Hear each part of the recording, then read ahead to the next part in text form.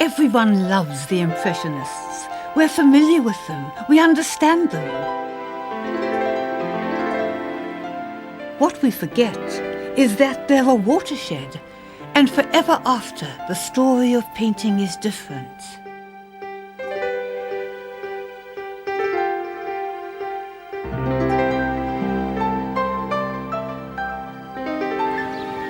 When Impressionism began, it caused something of an art revolution in Paris.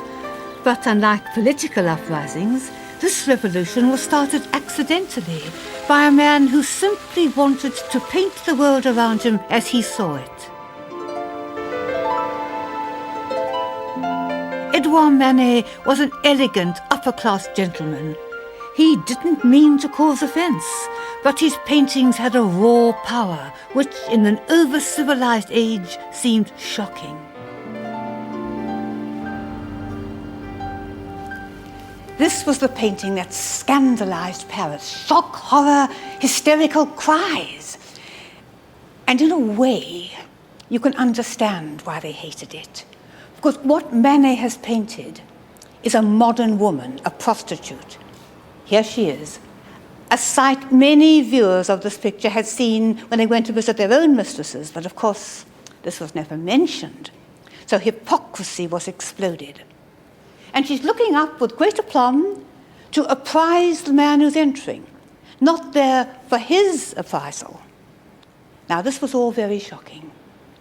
Not only a woman daring to look with that measuring glance at a male, but a fallen woman. This was simply not on. Now, that, if one has imaginative sympathy, one can understand. But what baffles me is why did they not see how beautiful it was? That trim little body. They called her a puny prostitute, and that firm hand held on her thigh they compared to a hideous toad. And why can't they see the pathos?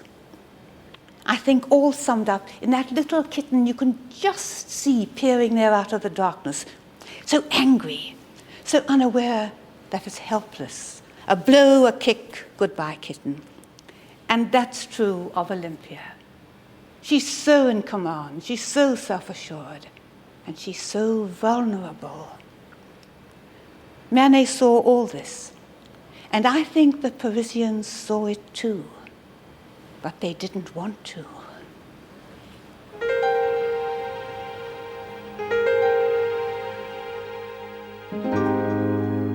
Manet became the center, however unwillingly, of a group of young artists who saw exactly what he was doing. They caught fire from him, and they'd become known as the Impressionists.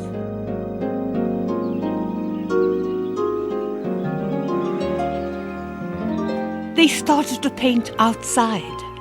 New inventions like portable easels and ready-mixed tubes of paint meant they could abandon their studios for the open air. They wanted to catch the single moment, a snapshot approach.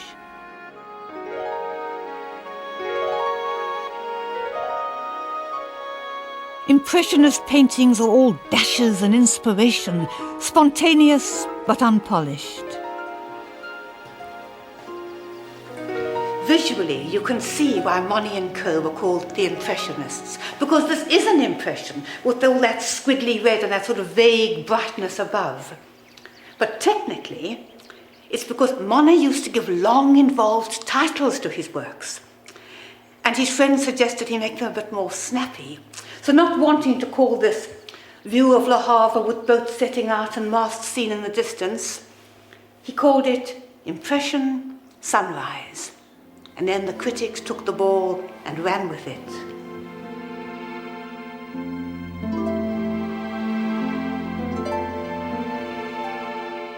But in the end, sheer quality triumphed, and the public began their long and lucrative love affair with the Impressionists. Claude Monet, the young revolutionary, became rich, famous and respectable. He bought a house at Giverny, near Paris, but in the country. Planning his garden became a passion almost equal to painting.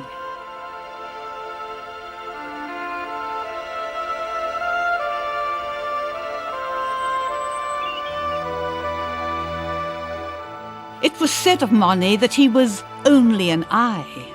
Ah, said Cézanne, but what an eye!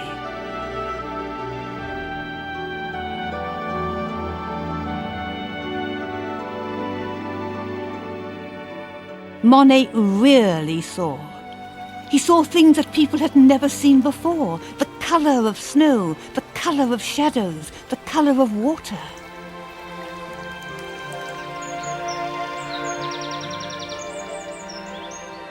He was intent on capturing every flickering change of light, every fleeting moment. And this is never more exhilaratingly shown than in his last great series, The Water Lilies.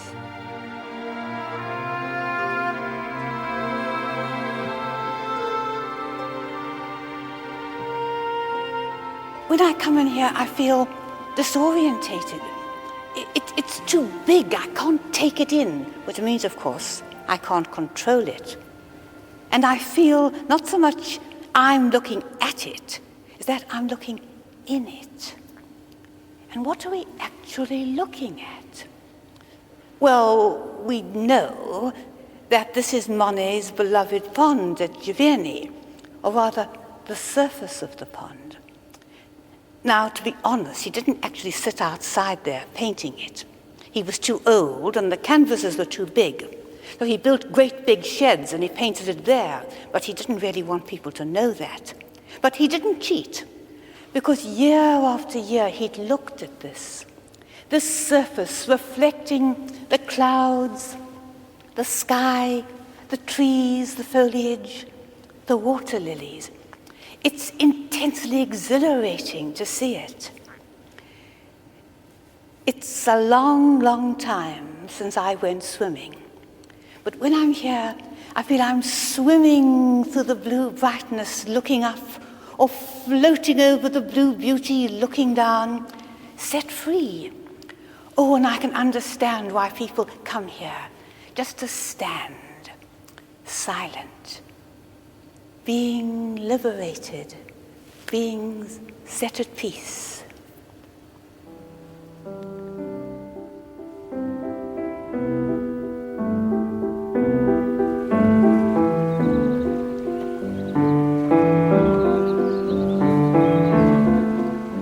The Impressionists created a dreamy world of sunlight and pleasure.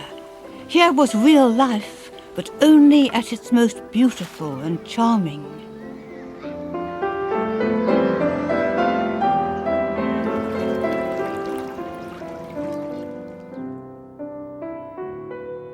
Why shouldn't art be light-hearted? I can imagine Renoir asking that question. He paints a world without sadness, where there's nothing dark or sinister.